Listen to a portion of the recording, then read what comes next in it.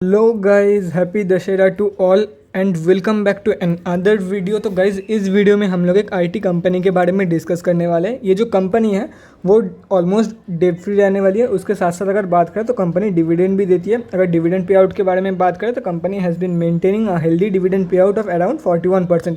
तो 41% के around company जो है अपनी डिविडेंड पे आउट मेंटेन कर रही है। उसके बाद अगर बात करें सितंबर क्वार्टरली का रिजल्ट तो आउट नहीं हुआ है, लेकिन सितंबर क्वार्टरली का जो शेयर होल्डिंग पैटर्न है वो आउट हो चुका है। तो वहाँ पर हम लोग को एक अच्छा खासा चेंजेस देखने को मिला है, जो कि DIIs ने ऑलमोस्ट 2% से भी ज़्यादा का होल्डिंग इंक्रीज़ किया है। उसके साथ साथ अगर FIIs के बारे में बात करें, FIIs का भी होल्डिंग इंक्रीज़ हुआ है, मतलब बड़े प्लेयर्स एंट्री कर रहे हैं स्टॉक में। तो चलिए देख लेते हैं कौन सी है वो स्टॉक। उसके बाद हम लोग बात करेंगे कि आप लोग लॉन्ग टर्म के लिए बाई करके चल सकते हो या नहीं, मतलब उस लायक है या नहीं। उसके बाद हम लोग स्विंग ट्रेडिंग लेवल्स एंड कैसे जो है आप अपना प्रॉफिट को मैक्सिमाइज़ कर सकते हो इस स्टॉक में, उसके बारे में भी हम लोग डिस्कस करने वाले हैं। तो गाइज़, यहाँ पे आप लोग कंपनी का नेम देख सकते हो, बिरलासॉफ्ट लिमिटेड। अगर पढ़ना है तो पॉज करके पढ़ सकते हो, बाकी इतना ज़्यादा मैटर कुछ नहीं करती। ओवरऑल एक IT सेक्टर की स्टॉक है। मार्केट कैप के बारे में बात करें, 12,000 करोड़ की ऑलमोस्ट मार्केट कैप है कंपनी की। स्टॉक का PE के बारे में बात करें, 54.5 की PE है स्टॉक का। ROCE के बारे में बात करें ऑलमोस्ट 21%। ROE के बारे में बात करें 14.8% निकल के आ रही है।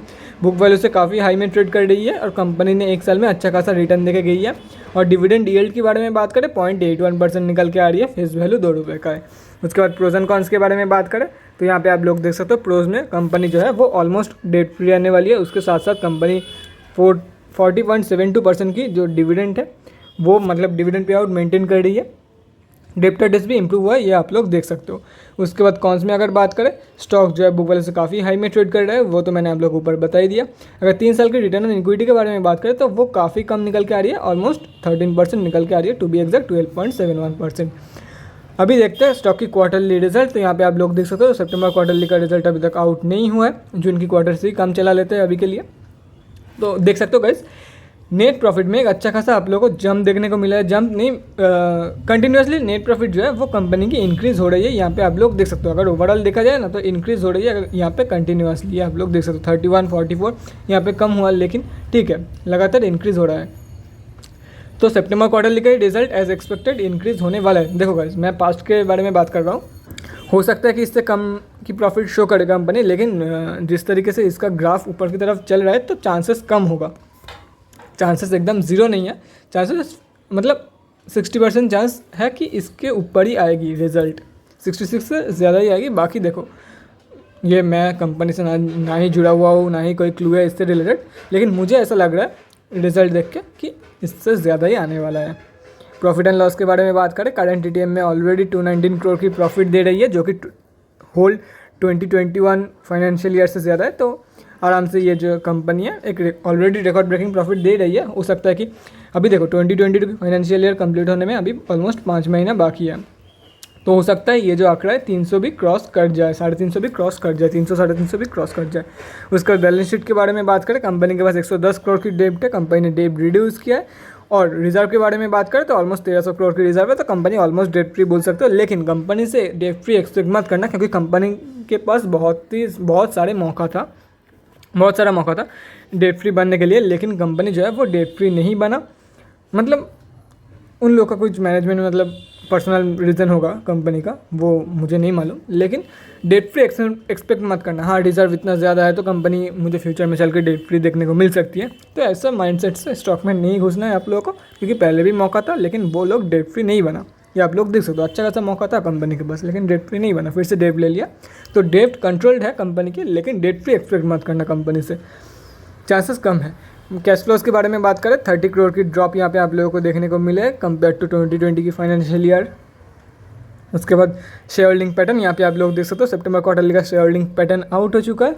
उसके बाद अगर बात करें प्रोमोटर्स की होल्डिंग 0.01% डिक्रीज़ हुआ है, FIIs की होल्डिंग इंक्रीज़ हुआ है, और DIIs ने शानदार बाइंग शो किया है यहाँ पे, और पब्लिक से माल उठाया गया है टोटल। यहाँ पे आप लोग देख सकते हो 21.97%, मतलब 2% प्लस जो है, ऑलमोस्ट 2.36% DIIs की होल्डिंग इंक्रीज़ हुआ है लास्ट क्वार्टर में। पब्लिक में देख लेते हैं किस किस की होल्डिंग है। यहाँ पे आप लोग देख सकते हो सिर्फ और सिर्फ आशीष धवन जी की होल्डिंग है, यहाँ पे देख सकते हो। अगर बात करें DIIs में किस किस की होल्डिंग है, तो यहाँ पे आप लोग देख सकते हो IDFC स्टर्लिंग वैल्यू फंड, उसके बाद L&T mutual fund trustee, ICICI prudential long term, Nippon life, Aditya Birla ये आप लोग पढ़ सकते हो अगर पढ़ना है तो। मैं धीरे धीरे स्क्रॉल कर रहा हूँ। तो इन लोगों की होल्डिंग है स्टॉक में, ये आप लोग देख सकते हो। तो देखो गाइस, अगर कंपनी के बारे में बात करें, कंपनी प्रॉफिटेबल है, डेट भी कंट्रोल में है, कंपनी के पास अच्छा खासा कैश फ्लो है, कैश फ्लो कम हुआ है लेकिन अच्छा खासा कैश फ्लो है, DIIs FIIs बाई कर रहे हैं। अगर 3 साल की कंपैरिजन में प्रोमोटर्स की होल्डिंग देखा जाए तो वो भी अच्छा खासा प्रोमोटर्स ने इंक्रीज़ किया है, और टोटली माल जो है पब्लिक से उठाया गया है। ये यहाँ पे अगर बात करें तो 3 साल पहले पब्लिक के पास 26% था, अभी 19.77%। तो अच्छा खासा यहाँ पे हम लोगों को एक जंप हर तरफ देखने को मिल रहा है। ये आप लोग देख सकते हो 18.93 से, मतलब DIIs ओवर देखो लास्ट क्वार्टर में सेल किया है, मतलब बेच दिया है, वो अलग बात है। लेकिन अगर ओवरऑल देखा जाए 3-4 सालों में तो अच्छा खासा जो प्रोमोटर्स की होल्डिंग है वो इंक्रीज़ हुआ है स्टॉक में। तो प्रोमोटर्स का भरोसा बना हुआ है स्टॉक में, और एज सच कोई ज़्यादा ड्रॉप भी हम लोग को यहाँ पे देखने को नहीं मिला है। 0.01%, मतलब कुछ भी नहीं है। एज सच कोई मेजर ड्रॉप हम लोग को यहाँ पे देखने को नहीं मिला है स्टॉक में। तो कैसे देखो, फंडामेंटली कंपनी स्ट्रॉन्ग रहने वाली है, ऊपर से DIIs FIIs इन लोगों की बाइंग, प्रोमोटर्स की भी होल्डिंग अच्छा खासा इंक्रीज हुआ है। तो अब लोग लॉन्ग टर्म के लिए, मतलब ये मतलब मिड टर्म बोल सकते हो, लॉन्ग टर्म तो नहीं बोलेंगे, मिड टर्म मतलब 1 से 2 साल के लिए आराम से बाई करके चल सकते हो। 1 साल में भी, पास्ट 1 साल के बारे में अगर बात करें, 1 साल में भी अच्छा खासा रिटर्न ये कंपनी दे के जा रही है, तो बाई करके चल सकते हो। अभी बात करते हैं अगर आप लोग रियली लॉन्ग टर्म मतलब 5 से 10 सालों के लिए बाई करना चाहते हो तो क्या करना है आप लोगों को। देखो गाइस, अगर आप लोग 5 से 10 सालों के लिए बाई करना चाहते हो तो सिंपल फंड है, कोई भी कंपनी आप उठा लो, चाहे कितने से भी लॉस से भी, मतलब बेकार से भी बेकार, फंडामेंटली जीरो कंपनी भी चाहे आप लोग उठा लो, अगर कंपनी के जो प्रोडक्ट है, कंपनी के ऊपर अगर भरोसा है, क्योंकि आप जब भी इन्वेस्ट करते हो आप किसी स्टॉक में पैसा नहीं लगाते हो, आप जब भी इन्वेस्ट करते हो आप किसी कंपनी पे पैसा लगा रहे हो, उस बिजनेस पे पैसा लगा रहे हो। तो अगर कंपनी के बिजनेस के ऊपर, कंपनी के प्रोडक्ट्स के ऊपर भरोसा है, चाहे वो कंपनी लॉस मेकिंग भी क्यों ना हो, क्योंकि 5 से 10 साल एक ह्यूज टाइम पीरियड होता है, कुछ भी हो सकता है। एक लॉस मेकिंग कंपनी प्रॉफिटेबल बन सकती है, एक अच्छा खासा प्रॉफिटेबल कंपनी भी मतलब क्लोज भी हो सकती है।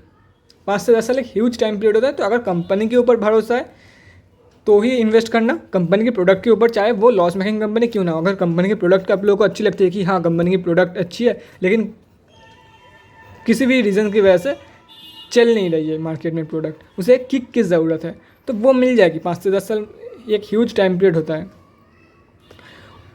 इसलिए मैं बोल रहा हूँ अगर कंपनी की प्रोडक्ट के ऊपर भरोसा है, चाहे वो लॉस मेकिंग कंपनी भी क्यों ना हो। अगर लॉस मेकिंग कंपनी है तो 1 से 2 साल के लिए इन्वेस्ट मत करना। अगर टोटली मतलब फंडामेंटली जीरो है, ह्यूज डेप्ट है कंपनी के पास, तो आप लोग कंपनी में फिर भी पैसा लगा सकते हो। अगर कंपनी के प्रोडक्ट के ऊपर भरोसा है, कंपनी ऑसम प्रोडक्ट बनाती है, बहुत ही सही मतलब दम है प्रोडक्ट पे, तो आप लोग 5 से 10 साल के लिए आंखें बंद करके बाई करके चल सकते हो। एक अच्छा खासा मल्टीबैगर स्टॉक बनने वाला है वो स्टॉक। तो चलिए अभी बात करते हैं फ्राइडे को कितने क्वांटिटी में ट्रेडिंग, थर्सडे को कितने क्वांटिटी में ट्रेडिंग हुआ है स्टॉक में, वो देख लेते हैं। उसके बाद हम लोग डिस्कस करेंगे स्विंग ट्रेडिंग लेवल्स एंड कैसे जो है आप अपना प्रॉफिट को लॉन्ग टर्म में मैक्सिमाइज कर सकते हो स्टॉक में। तो गाइज यहाँ पे हम लोग NSE के वेबसाइट में आ चुके हैं। निफ्टी IT में कंपनी लिस्टेड है, यहाँ पे आप लोग देख सकते हो। कंपनी के अगर कोड के बारे में बात करें, BSOFT है। अगर आप लोग को सर्च करना है आपके ब्रोकर के पेज पे ट्रेडेड वॉल्यूम के बारे में बात करें, 17 lakh, almost 17 lakh quantity trade हुआ था थर्सडे को, जिसका वैल्यू निकल के आ रहा था ऑलमोस्ट 7,454 लाख रुपीज़ के आसपास। पेंडिंग ऑर्डर क्वांटिटी के बारे में बात करें, 399 सेलिंग ऑर्डर पेंडिंग है 430.2 के प्राइस पॉइंट पे। डिलीवरी पोजीशन के बारे में बात करें 50.56%, स्लाइडली मतलब ऑलमोस्ट 50-50 है, लेकिन स्लाइडली जो लोग हैं वो डिलीवरी ट्रेड्स लेना ज़्यादा पसंद किया है कंपेयर टू इंट्राडे ट्रेड्स। यहाँ पे आप लोग देख सकते हो, क्योंकि ये पॉइंट में 5-6%, अगर क्वांटिटी में देखा जाए तो एक ह्यूज क्वांटिटी निकल के आ रही है, तो ठीक है। ज़्यादातर लोग जो है मतलब मेजॉरिटी डिलीवरी ट्रेड्स के तरफ ही है कंपेयर टू इंट्राडे ट्रेड्स। अभी बात करते हैं स्विंग ट्रेडिंग लेवल। स्टॉक जो है एक अच्छा खासा रेंज के अंदर ट्रेड कर रही है, तो एक अच्छा खासा ब्रेकआउट हो सकती है अगर सितंबर क्वार्टरली की रिजल्ट जो है बहुत ही सही निकल के आ जाती है तो गाइज तो चलिए देखते हैं कौन सी है वो पैटर्न। अगर ब्रेकआउट होती है ऊपर की तरफ तो कितने तक का लेवल आप लोग को देखने को मिल सकते हैं और क्या रहेगा best swing trading level stock के लिए। तो चलिए देखते हैं। तो गाइज यहाँ पे आप लोग देख सकते हो NSE की डेली चार्ट खुली हुई है। 1.59% कंपनी अब थी थर्सडे को 430 रुपीज़ के आसपास कंपनी जो है वो ट्रेड कर रही है, और ये जो पैटर्न है ये पैटर्न कंपनी जो है वो फॉर्म कर रही है अभी, ये आप लोग देख सकते हो। एक एसेंडिंग ट्रायंगल आप लोग यहाँ पे बोल सकते हो, कंपनी एसेंडिंग ट्रायंगल फॉर्म कर रही है। तो अगर ब्रेकआउट ऊपर की तरफ हो जाती है यहाँ पे, क्योंकि देखो गाइस अगर कोई भी पैटर्न फॉर्म होती है तो ब्रेकआउट होने के चांसेस दोनों तरफ है, और अभी मुझे लग रहा है क्योंकि देखो अभी अर्निंग्स भी कंपनी के आने वाला है, 27 अक्टूबर को आने वाला है, अभी 11 दिन ही बचे हुए हैं। तो अभी मुझे लगता है जब तक अर्निंग्स नहीं आ जाती है, एटलीस्ट 23 से 25 के बीच में अगर ब्रेकआउट होती है तो 23 या 25 के बीच में ही होने वाली है ब्रेकआउट। तो देखो गाइस यहाँ पे 2 ट्रेड्स ले सकते हो आप लोग। अगर आप लोगों को स्विंग ट्रेड लेना है तो ये एक स्विंग ट्रेड ले सकते हो। यहाँ से देखो बाउंस बैक ऑलमोस्ट कंफर्म हो गया है, क्योंकि जो वॉल्यूम है लास्ट दिन अच्छा खासा वॉल्यूम था स्टॉक में। अगर यहाँ से बाउंस बैक कंफर्मेशन मिल जाता है आप लोगों को तो आप लोग बाई करके चल सकते हो। ये वाला टारगेट के लिए, ये वाला जो ट्रेंड लाइन है इसके टारगेट के लिए कोई फिक्स टारगेट नहीं है, कब तक मतलब ऊपर की तरफ जाएगा उसके अकॉर्डिंग टारगेट ऑलमोस्ट अगर अप्रॉक्सीमेट बताना चाहूँ तो ऑलमोस्ट 460 रुपीज़ के टारगेट के लिए आप लोग बाई करके चल सकते हो 430 के लेवल पे। तो यहाँ पे जैसे कि यहाँ पे एक बार बाई करके यहाँ पे सेल कर देते हैं, यहाँ पे बाई करके यहाँ पे सेल, ये एक स्विंग ट्रेड ले सकते हो। अदरवाइज एक कंफर्म अगर स्विंग ट्रेड लेना है, अगर ऊपर की तरफ ब्रेकआउट हो जाती है तो आप लोग बाई करके चल सकते हो। फर्स्ट रेजिस्टेंस फेस करके कंपनी 500 ट्रेंड, सेकेंड वाला रेजिस्टेंस अगर कंपनी मतलब 510 टू 520 के लेवल पे फर्स्ट रेजिस्टेंस कंपनी फेस करके अगर उससे ऊपर भी चली जाती है, मतलब फर्स्ट रेजिस्टेंस अगर तोड़ देती है कंपनी, तो आप लोगों को 590 या 600 रुपये की टारगेट कंपनी दिखा सकती है। लेकिन मुझे नहीं लगता कि 600 रुपये की टारगेट ये कंपनी अभी दिखाने वाली है, अगर एज सच कोई रिजल्ट आ भी जाता है तो, क्योंकि वो वेबसाइट में भी मेंशन नहीं था। अगर किसी भी कंपनी का रिजल्ट अच्छी आती है मतलब एज एक्सपेक्ट किया जाता है कि कंपनी की रिजल्ट अच्छी आएगी, तो वहाँ पे मेंशन किया रहता है कि company is expected to give good quarterly result, लेकिन एज सच कोई मेंशन नहीं था। तो अभी मुझे लगता है कि एक ही टारगेट कंपनी जो है अभी अचीव कराने वाली है। तो आपका जो टारगेट रहेगा वो 510 से 520 के बीच में रहने वाला है। तो ये हो गया। तो बाई कहाँ पे करना है, देखो गाइस इसके ऊपर ट्रेड कर रही है या तो फिर क्लोजिंग कर दिया तो ही बाई कर लिया फॉर द टारगेट्स ऑफ 510 या 520, तो ये नहीं करना है गाइस। एक प्रॉपर ब्रेकआउट कंफर्मेशन के बाद आप लोगों को बाई करना है। प्रॉपर ब्रेकआउट कंफर्मेशन के बाद फिर से बोल रहा हूँ, प्रॉपर ब्रेकआउट कंफर्मेशन के बाद। बहुत बार आप लोगों ने भी देखा होगा मार्केट में कि इसके ऊपर ट्रेंड लाइन के ऊपर तक क्लोजिंग कर दिया या 1-2 दिन अच्छा गया स्टॉक, फिर से नीचे आ गया। बहुत बार होता है रिट्रेसमेंट के बाद ऊपर चली जाती है, लेकिन बहुत बार होता है कि रिट्रेसमेंट तो दे दिया, आप लोग सोच रहे हैं कि ये रिट्रेसमेंट है अभी ऊपर जाएगा, आप लोगों ने प्रॉफिट या लॉस जो भी है बुक नहीं किया, उसके बाद स्टॉक धड़ाम से नीचे गिरा और आप लोगों को ज़्यादा मतलब बहुत ही ज़्यादा लॉस हो गया, या तो फिर आप लोगों का टोटली मतलब 50 to 60% लॉस, पैसा डूब गया। तो गाइस यही संभल के रहना है। देखो अगर सुपर सेफ खेलना है ब्रेकआउट के टाइम पे तो एक काम कर सकते हो सकता है इसमें आप लोगों को मौका ना मिले एंटर करने की, लेकिन मैं बता रहा हूँ आप लोगों को ब्रेकआउट हो जाने दो, उसके बाद एक रिट्रेसमेंट देगी स्टॉक, हो सकता है कि ऊपर के लेवल पे देखने को मिल जाए आप लोगों को। जैसे कि यहाँ पे मैं आप लोगों को दिखाता हूँ, ये भी एक पैटर्न था, ब्रेकआउट हुआ, रिट्रेसमेंट ऊपर के लेवल पे हुआ लेकिन हुआ। अगर आप लोग को इतना ही डर लगता है तो आप लोग यहाँ पे बाई करके जा सकते हो, या तो फिर आप लोगों को पता नहीं चल रहा है कि ये कंफर्म ब्रेकआउट है या नहीं है तो आप लोग यहाँ पे बाई कर लेना रिट्रेसमेंट के बाद। हो सकता है रिट्रेसमेंट कंपनी ना दिखाए, ये भी हो सकता है कि कंपनी रिट्रेसमेंट ना दिखाए, लेकिन चांसेस 50-50 रहता है कि कंपनी जो है रिट्रेसमेंट दिखाएगी या नहीं दिखाएगी। तो अगर रिट्रेसमेंट दिखाती है तो आप लोग बाई करके चल सकते हो रिट्रेसमेंट के बाद ऊपर 510 या 520 के टारगेट के लिए। अदरवाइज अगर आप लोगों को लगता है कि आप लोगों को पता चल गया ये कंपनी ब्रेकआउट दिया है या नहीं दिया है, कंफर्मेशन मिल गया, तो आप लोग नीचे के लेवल पे बाई करके चल सकते हो फॉर मैक्सिमाइजिंग योर प्रॉफिट। यहाँ पे आप लोग साफ देख सकते हो, यहाँ पे एक ब्रेकआउट है क्योंकि वॉल्यूम भी आप लोग एक अच्छा खासा वॉल्यूम में भी अच्छा खासा अपसाइड देखने को मिला है हम लोगों को यहाँ पे।